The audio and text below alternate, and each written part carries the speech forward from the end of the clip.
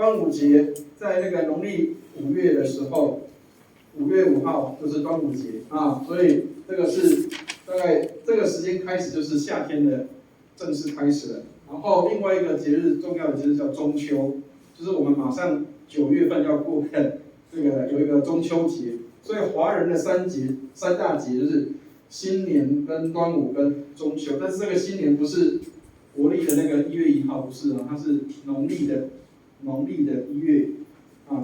好，但是对应的时间差不多，犹太人有3个大的节日，一个叫住棚节，一个叫五旬节，然后叫逾越节。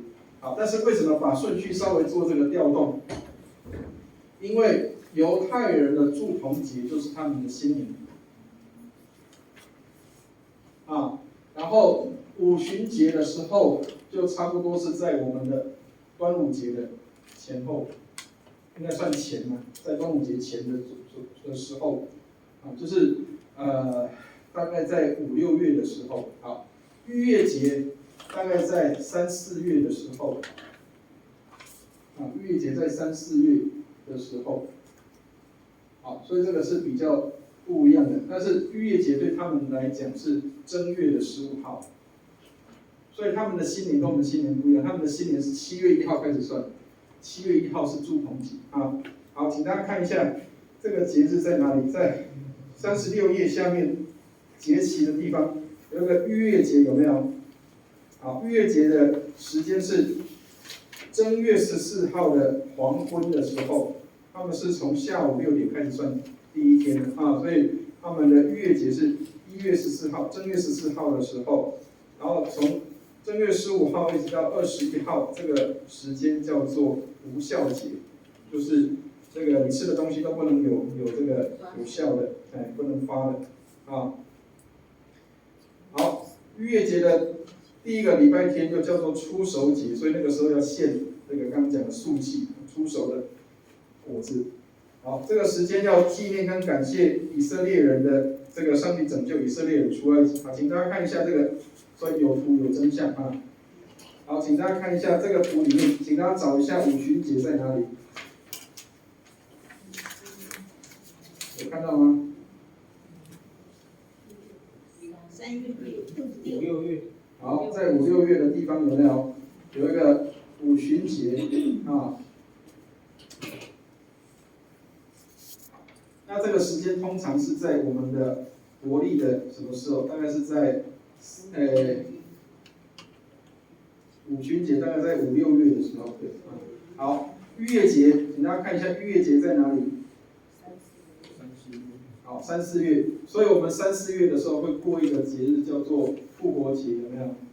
复活节跟逾越节的时间是一样的啊。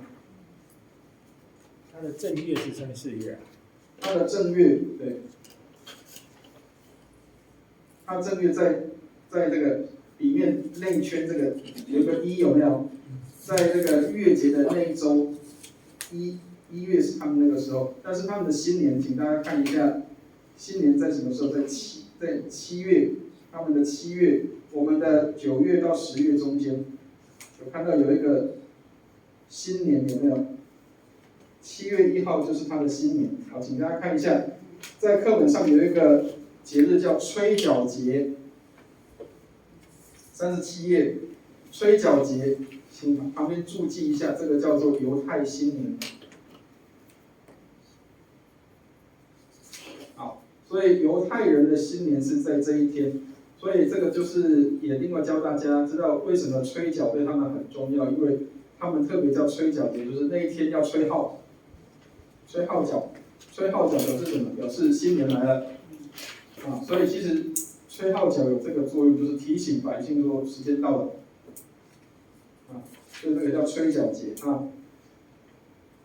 好，所以7月1号是他们的新年，跟我们的那个1月1号不一样啊。我们的1月1号是农历的1月1号是新年，对不对？我们的新年应该叫春节。春节，我们的新年叫春节，就是春天来了，这个冬天已经走了啊。好，所以请大家看一下课本上面36页逾越节，他说在正月14号的黄昏的时候，这个正月是指这个圈圈里面内圈的1，有没有？好，上面有一个14，叫做逾越节，有看到吗？啊，这个就是他们的逾越节是在这个时间，但是事实上已经是在我们的3、4月的时候啊。所以这个图很好看，这样可以对照。好，所以逾越节是纪念什么？纪念上帝把以色列人带出埃及，所以他们叫逾越节，因为那天要涂那个羊的血在门楣上面啊。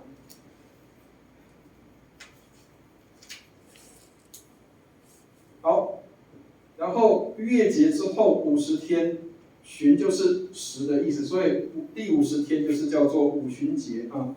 所以请看一下，在37页这里，五旬节在什么时候？五旬节在这个第50天，初熟节的第50天。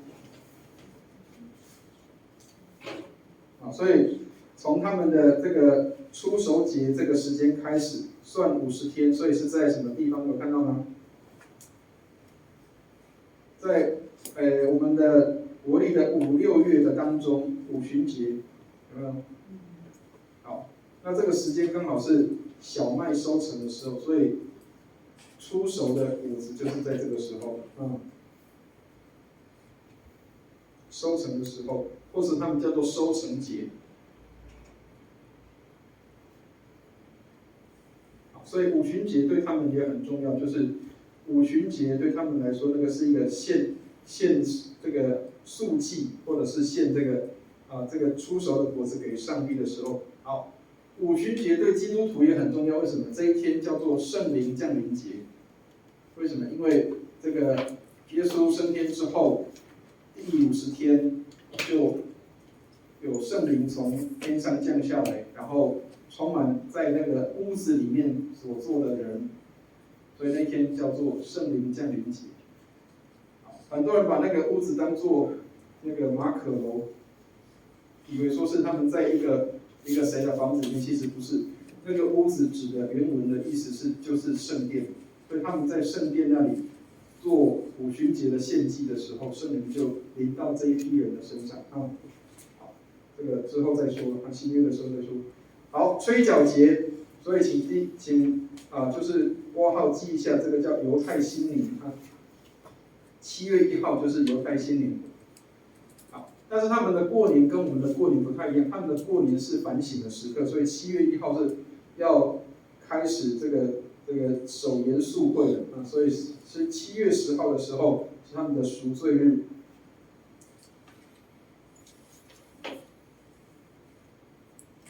昨天是我们的农历的叫做处暑，然后它有一个名称叫天赦日。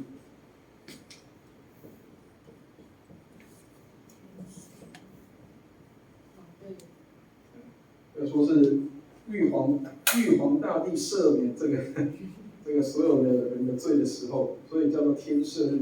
其实这个有点像这个赎罪日的意思。好，赎罪日的时候是谁去这个圣殿里面去1年1次进去？大祭司。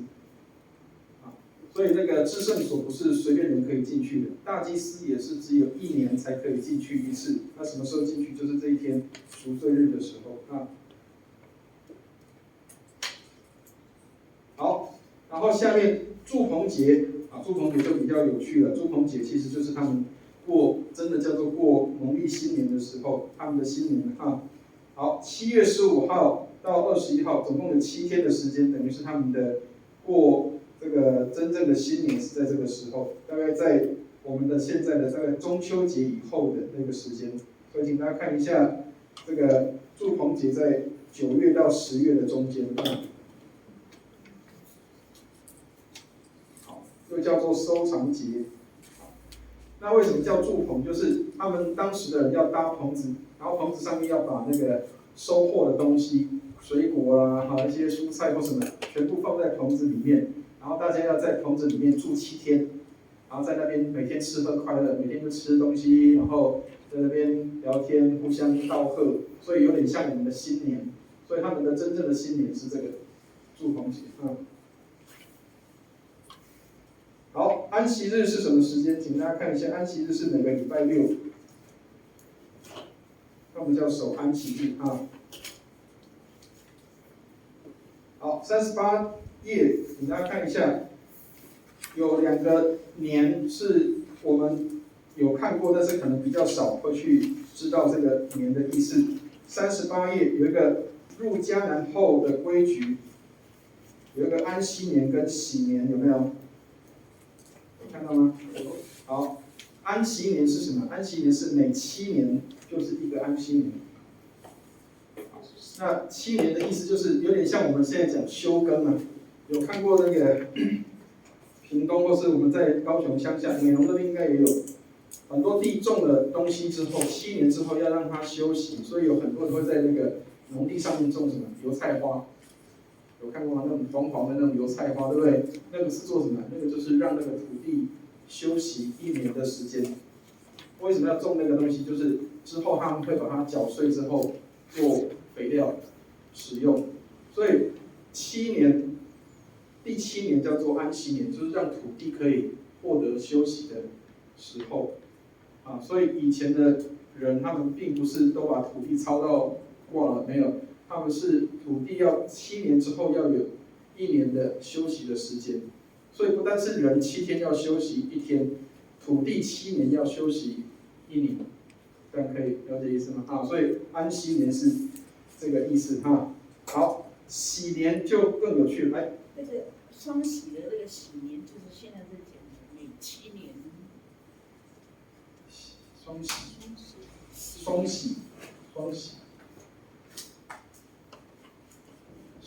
双喜通常是结婚的时候用的呢，有2个喜吗？这个呢？这个呢？就是喜年。哦，这个了，喜年对不对？ 7个7年，7个7个。好，喜年就是现在下面要讲的这个，叫做7个7年，叫做喜年。7个7之后那一年。对。第50。7 7 49嘛，49年之后第50年叫做喜年啊。这是跟以前不是有一个千禧年吗？对，就是那个意思吗？对，因为用5可以除嘛，不是用，不是千禧年是指那个，啊对，用50可以除嘛。好像是2000年的时候。对，是的，西元2000年是千禧年。对，好，那喜年这个用意是什么？就是那一天，就算人家过去欠你什么东西、借条什么样的东西，这个第50年的时候就全部要还给他了，就是要让对方重获自由。好，所以这一个时间相当的重要，就是什么？就是让人也可以得到释放，土地可以同时得到休息的时间。啊，因为以前的人，如果你成为奴隶，或是你是被抓来当那个这个奴隶的话，恐怕就很难翻身了。但是什么时候可以翻身？第50年的时候，比如我债欠很多，然后这个多到我没有办法还，可能就要卖身啊，赎这个东西。那但是什么时候可以赎身？就是第50年的时候，主人不能够跟你索取任何的费用，就免费要让你走。活不到第50年。这个问题问得很好。你知道，不是说你只有你这个人，是因为你还有孩子。以前的人的做法是，你如果是奴隶的话，包括你的孩子都是奴隶，就是都是属于主人家的东西啊。啊，所以如果假设我卖身了，比如说我现在50岁，然后我卖身，我可能100岁我看不到，啊，但是我的孩子，假设我如果有孩子的话，那他可能那时候才50岁而已啊，他就可以离开那个主人的家了。然后我以前的欠款都全部主人就要还给他。如果说50年了，那欠的人40年就死了，那他死，还有10年呢，要不要由孩子来还啊？可以做2个选择。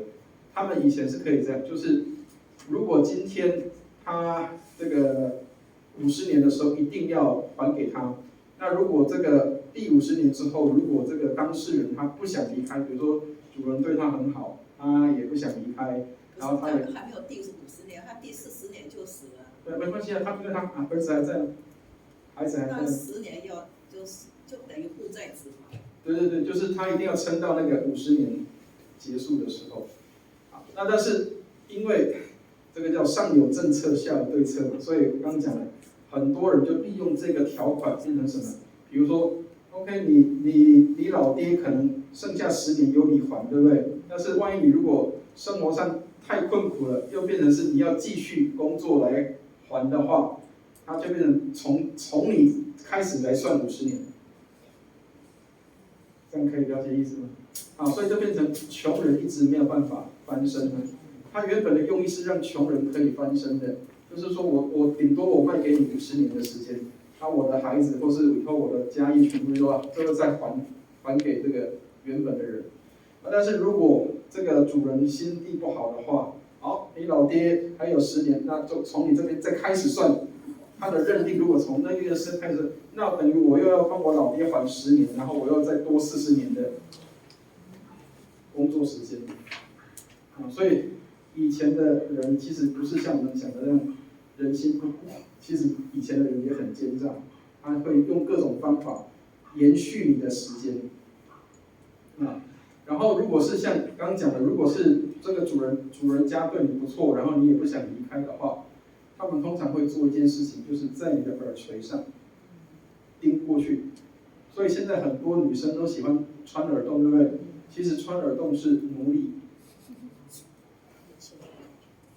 还有鼻环也是，穿鼻环也是奴隶。所以意思就是什么？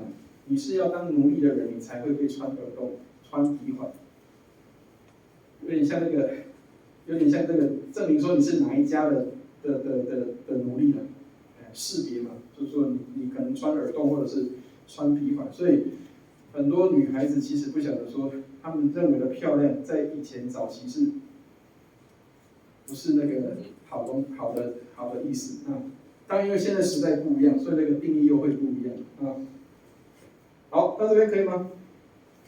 那个问一个问题。好。吃有效比什么无效比有效无效是为什么？哦。孝对他们犹太人来讲是代表罪的意思。好，那这个无效饼从什么地方来？跟月节有关系。好，所以我们刚刚为什么讲节日？各位知道他们以色列人出埃及的时候，因为来不及东西来不及发酵，对不对？据说他们是这样，出埃及的时候很赶很急啊，所以还没有发酵的面粉，这个已经做好了，怎么办？背在身上，然后跟着走，太阳晒的时候把它烤熟，把那个面粉烤熟，所以他们就这样吃了，没有等它发酵就吃这个东西，所以这个叫无效饼。太阳晒的话，它不是更发酵吗？不知道，对他们来讲，就是他们认为说，因为来不及，所以他们就背在身上就走了，然后烤到太阳把它烤熟了。或者是如果烤的时候，那个面团刚好已经有发酵了，就不知道了。所以他们尽量都是能够吃无效饼。那当然，他们出去的时候，因为逾越节的条例里面特别提到，他说不要吃有效的饼，因为这个他们当时埃及人他们都是吃这种东西，所以以示区别的，表示做一点区别，就是我们吃的东西不一样。那其实有发酵过的东西当然是比较蓬松、比较好吃啊。那为什么会这样？其实他说穿的其实就是要告诉你，要像那个无效饼一样要扎实。你的生命跟你的生活要像那个无效饼一样是很扎实的。有吃过那个没有发酵过的那个面粉制品呢，都比较硬或是比较扎实。咬到牙齿都快痛了。以前叫防风大陆。对。好，各位，我们今天要把这个五经要所以一定要赶快听好。请看一下39页，我们要进入民数记了。好，民数记，请在民数记的旁边注记一下，旷野40年。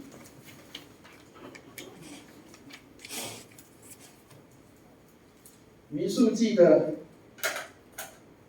内容虽然没有太多哈，但是它其实就是以色列人在旷野40年的记录。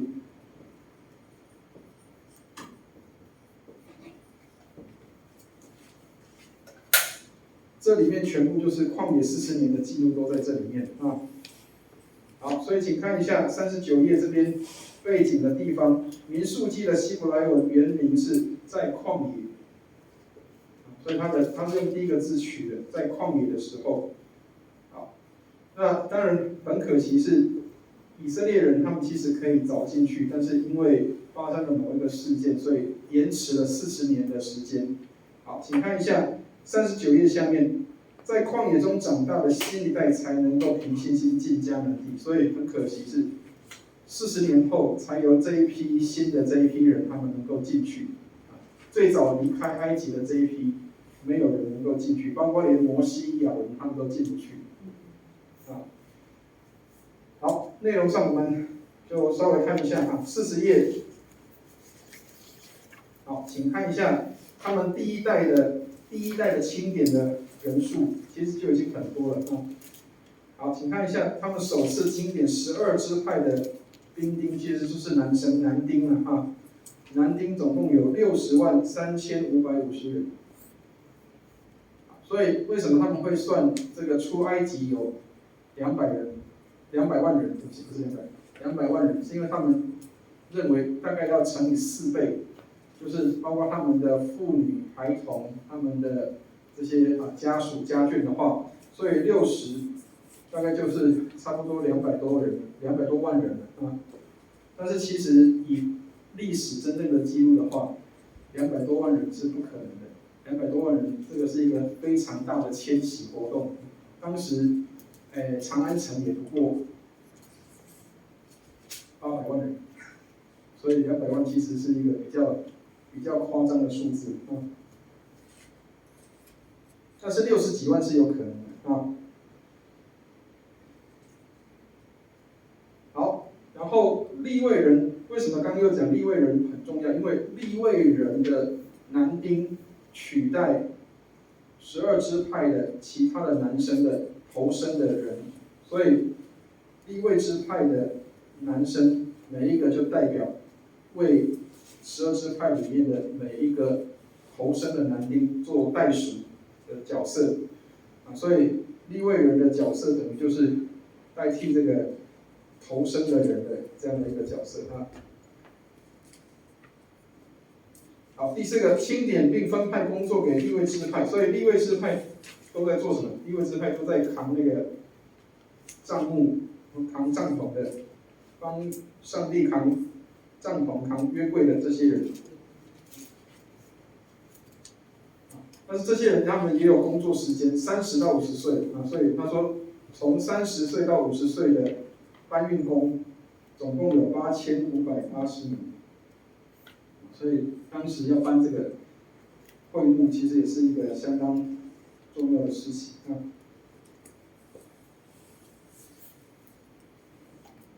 好，其他的就请自行稍微看一下。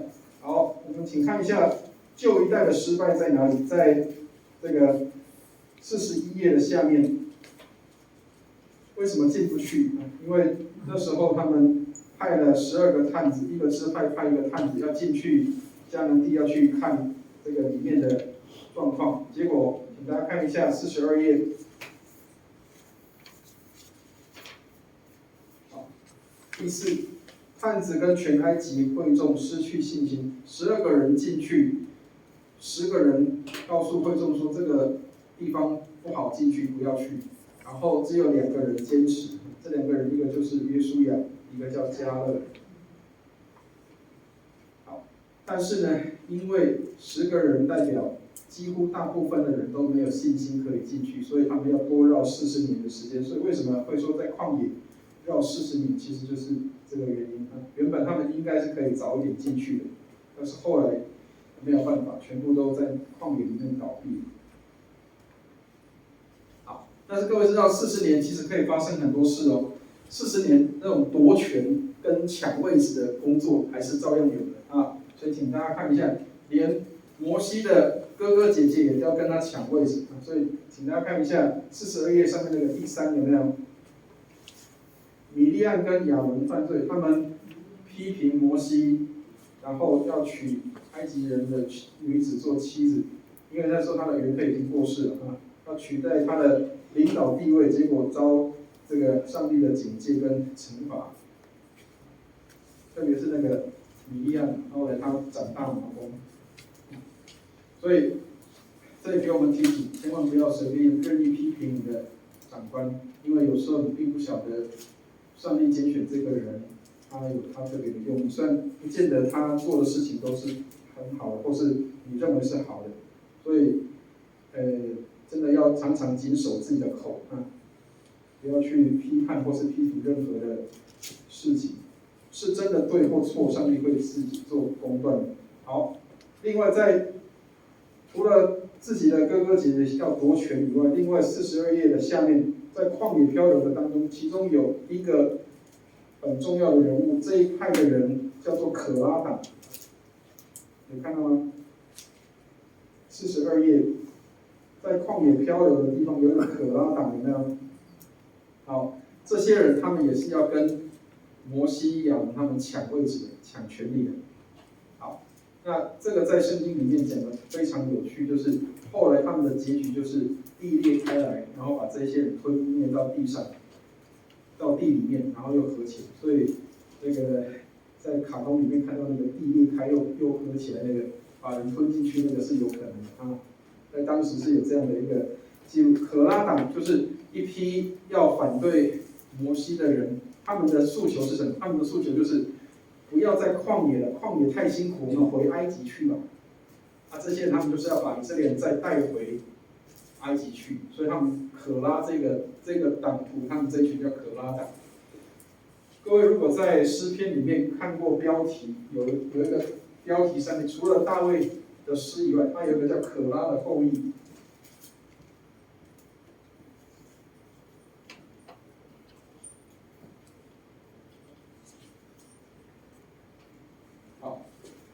什么人叫可拉的后裔？其实不是他真的是可拉的后裔，因为可拉这一批人，他们当时都被灭掉了。那谁叫做可拉的后裔？就是这一批从这个巴比伦回来的这一批犹太人，他们认为罪孽深重，他们就好像可拉这些人一样的恶，所以他们自称自己叫做可拉的后裔。啊，所以你读诗篇的话，如果有看到那个名词叫做可拉的后裔，就是表示这一群人，他们觉得自己罪孽深重，他们自称自己叫做可拉的后裔。好，那可以了解了哈。所以可拉党就是在跟那个摩西抢位置的。好，上帝用什么来证明他拣选了摩西跟亚伦？就是手杖，这个亚伦的手杖发了芽，长出那个杏花，长出花来啊，所以后来他们就发现说，哦，原来这个是可以证明他们是被上帝所拣选的这批人啊。这是什么意义啊？啊，因为所有人的手杖都放在这个上帝面前嘛，啊，他们就把12支派所有的这些族长手杖全部放在上帝的面前，然后因为手杖都是用干的木条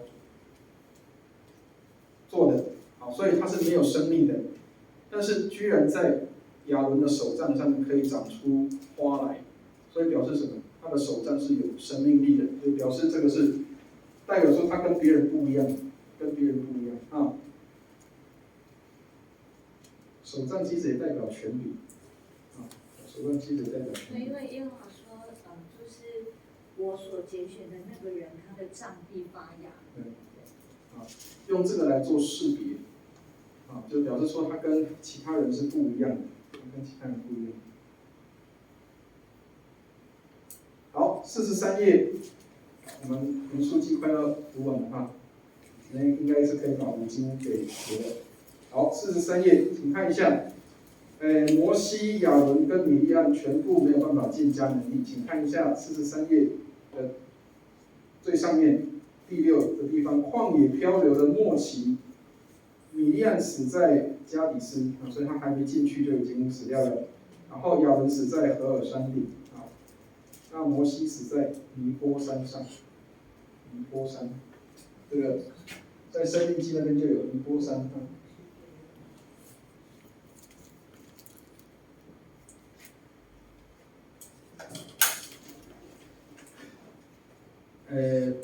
我们常常会像那个很多民间信仰人讲，叫做进庙七神。其实上帝是真的轻慢不得的。当你得罪上帝的时候，即使连摩西这样的人都不能够进到迦南地区。大家可以了解意思吗？摩西为什么后来还是不能进迦南地？因为他做了一件事情，其实他们在旷野里面常常会做的，但是有2次哦。他有一次是这样，上帝说你要用杖击打磐石，让水流出来，这个是上帝说的，所以他击打的时候水流出来 ，OK 没有问题。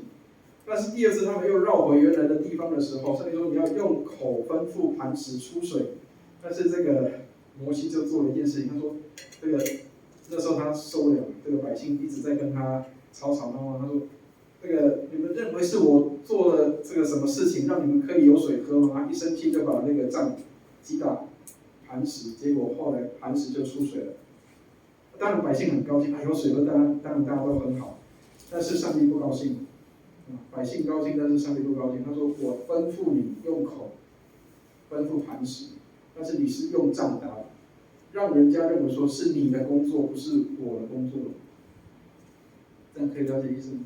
用口吩咐是什么？透过上帝的权柄去做的。但是用杖击打表示是人为的做法，是人看到是摩西打的嘛？这样可以了解意思吗？所以传道人要很小心，不要把上帝的功变成是自己的功了，所以千万不要常常把自己当做自己跟上帝一样。很多传道人到最后走偏的路，就是把自己拉高跟上帝一样，觉得这是我做的。比如说，我祷告，哇，这个人就病得医治啊，你看我多厉害，要很小心，这个都是很大的试探啊。好，除了摩西有问题以外，另外这一批新的这一批世代的人其实也有问题，他们本来应该是很单纯的啊。你看连这个摩押王巴勒，他本来要找一个先知叫做巴兰，要去咒诅以色列人，但是都没有办法。好，可是后来巴兰就献祭给这个巴勒做一件事情，说什么？他说用摩押女子去色诱以色列人。所以让以色列人陷入在那个情欲的状态，或是奸淫的状况里面，所以让以色列人犯奸淫。所以后来这个奸计得逞，这个上帝就生气，在那个地方就降下瘟疫，所以有将近24000人被这个瘟疫所杀死。所以这个就是都可以知道说，为什么以前的人会认为疾病跟罪是有关系的。就这个地方。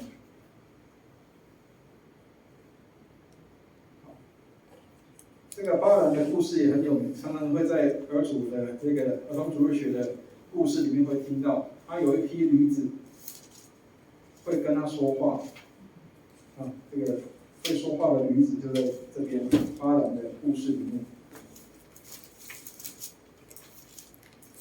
好，民数记里面也确定了一个事情，就是约书亚要成为这个摩西的继任的领袖啊，所以这个也是这个约书亚出现的一个很重要的时间。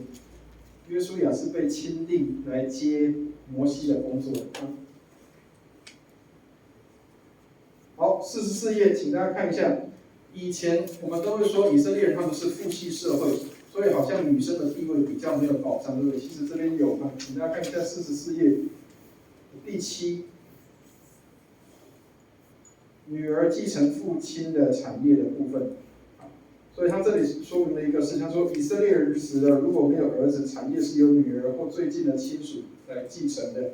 承受产业的女儿要嫁给同支派的人，以免产业归到其他的支派去。所以这个是他们当时的一个社会文化里面需要这样啊，就是假设如果没有儿子可以继承的话，女儿是可以继承产业的。所以千万不要觉得圣经里面好像都是重男轻女，其实没有。女儿一样可以继承产业，这个记录都在这里。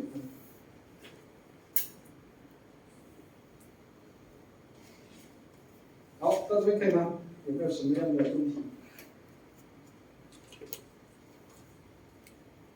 好，后面的几页请大家自己来查看啊。45页这个是以色列人他们那个帐篷要起行的时候，他们的一个位置图，他们的支派应该在哪一个位置上面都有记录。47页有一个东西是我们可能可以用得到的。比如说，在圣经里面，你常常会看到有一些这个长度的单位，或者是度量的单位，在47页这边都有啊。比如说，我们最常看到的就是一轴，请大家看一下，一轴它是从你的手肘这边起算到你的这个中指这边，一般大概45公分左右。40到45公分，所以一轴就是指这个意思。但是因为每个人的轴不一样，所以量出来会不会不一样？好，那其他的就请自行来看啊。好，摩西五经最后一卷《生命记》。好，生命记请旁边写一下重生命令。重生命令。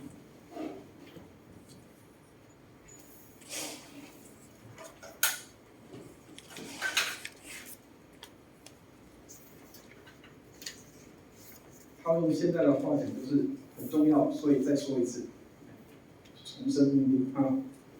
好，所以生命记里面有很精彩的东西，而且是耶稣拿来堵魔鬼的口的很多的经文都在这里面啊。好，生命记的希伯来文的书名叫做说话，它的意思是说话，就是表示这是摩西最后的一段说话，或者是他的演讲集，所以他是说他的讲道集啊。好，但是最后这边有提到摩西过世了，那为什么还会有记录？是因为后面的2章是约书亚帮他补上去，一般是说约书亚帮他补上去啊。好，内容因为是跟这个十诫，或者是跟这个出埃及里面，或者是利未记里面常常会提到的东西类似，所以我们就请自行来看这些的东西。好，那是有几个经文，请大家来看一下啊。这几段经文出处，请大家写一下，这样你就可以知道这个出处是在什么地方。好，生命记6章第4节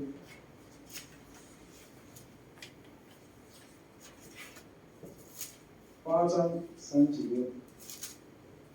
还有6章16节，6章13节，所以第6章《生命记》第6章出很多这个经文啊。好，请大家先翻开《生命记》6章4节。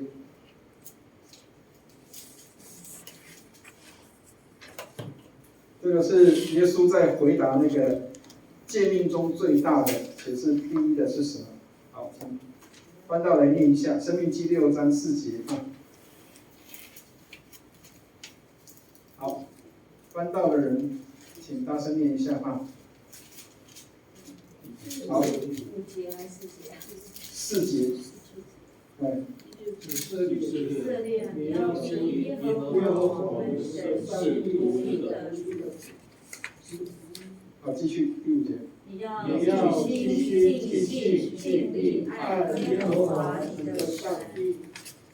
好，所以耶稣说，律法中的第一且是最大的，就在这个第4节、第5节，这个叫做什么？是吗？好，这个是什么东西？这个叫做信仰告白。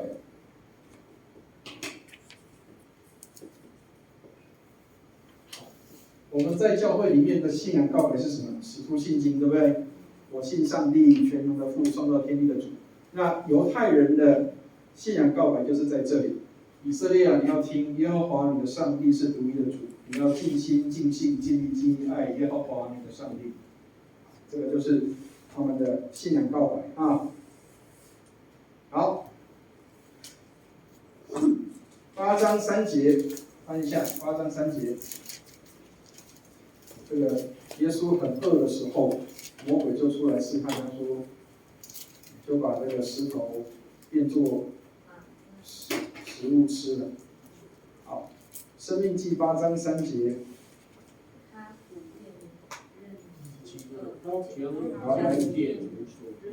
你将你和列祖所不认识的玛纳赐给你吃，使你知道人活着不是单靠食物，乃是靠耶和华口里所出的一切话。好，所以耶稣回答魔鬼的那个试探里面，他说：“人活着不是单靠食物，乃是靠着神口里所出的一切话。”就是在这里啊，8章第3节。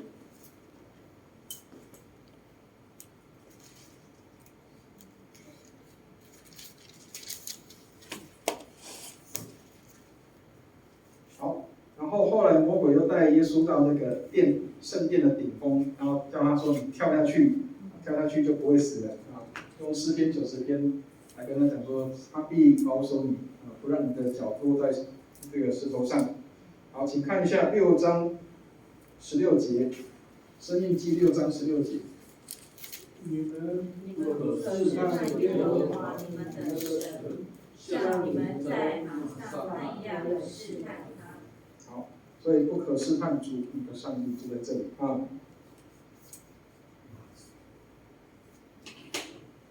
好，再来6章13节跟10章20节。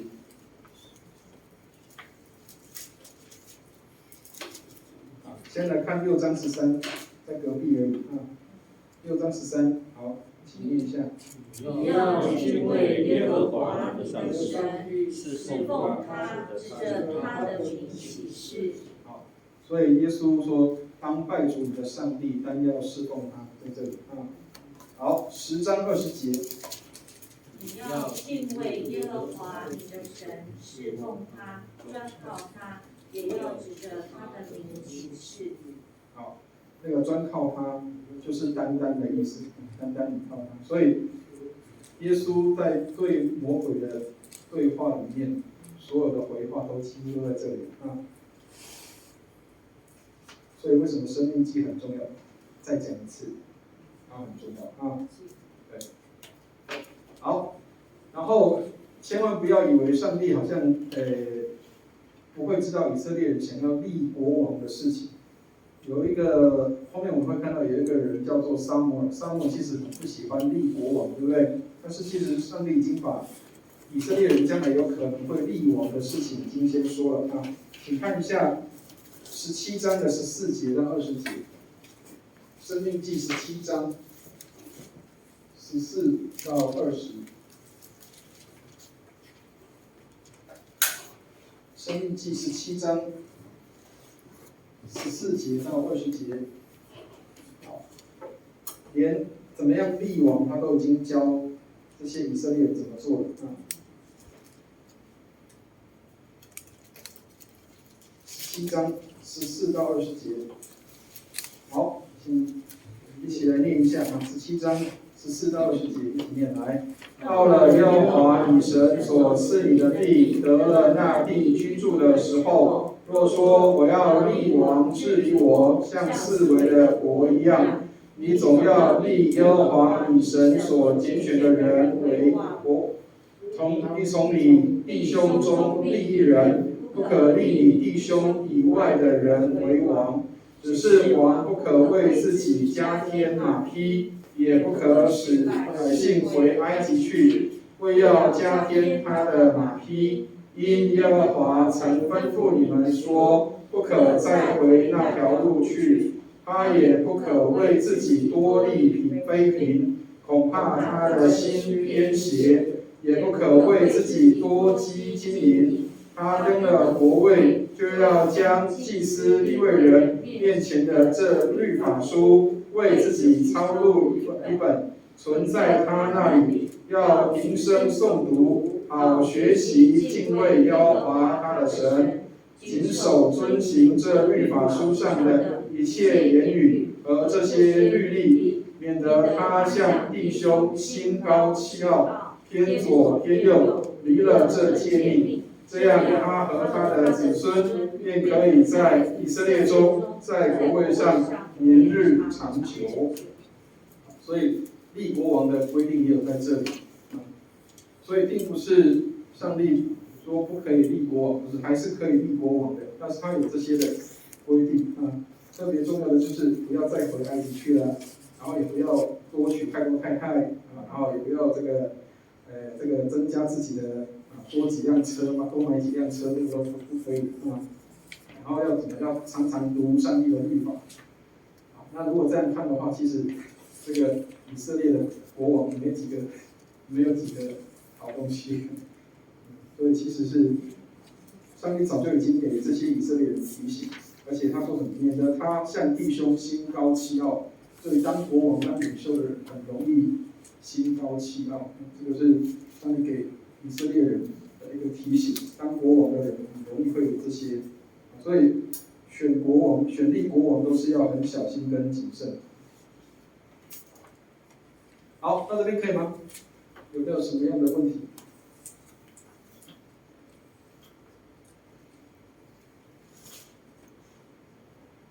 有没有什么样的问题？我们这样摩西律法5经都已经读完了。所以《申命记》其实很丰富啊。刚提到圣经里面，新约圣经有很多引用这个《申命记》的内容啊。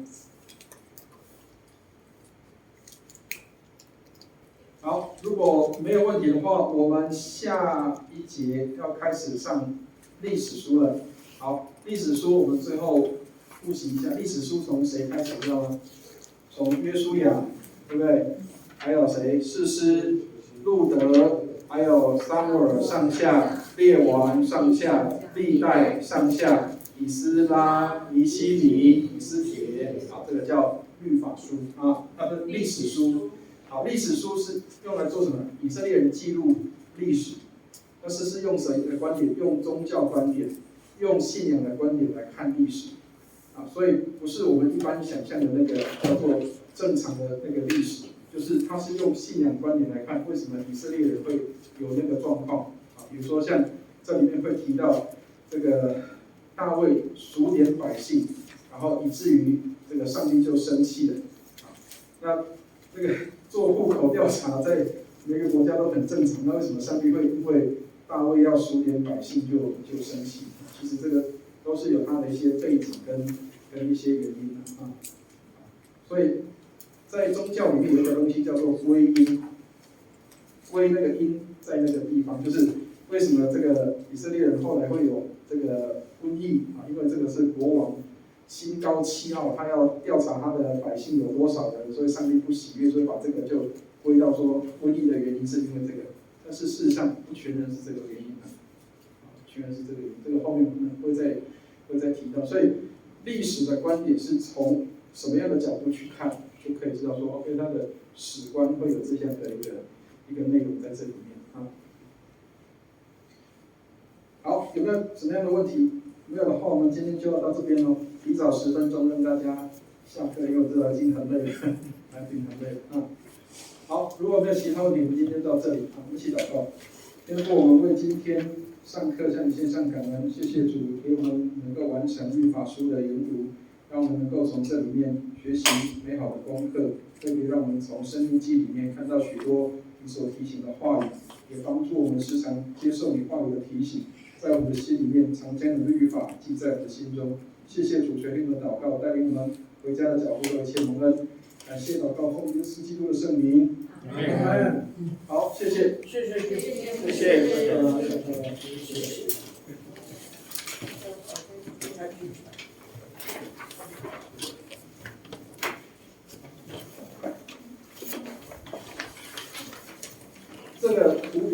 们查过已经算是最简单的内容啊，所以其实这个表很好用，可以使用它。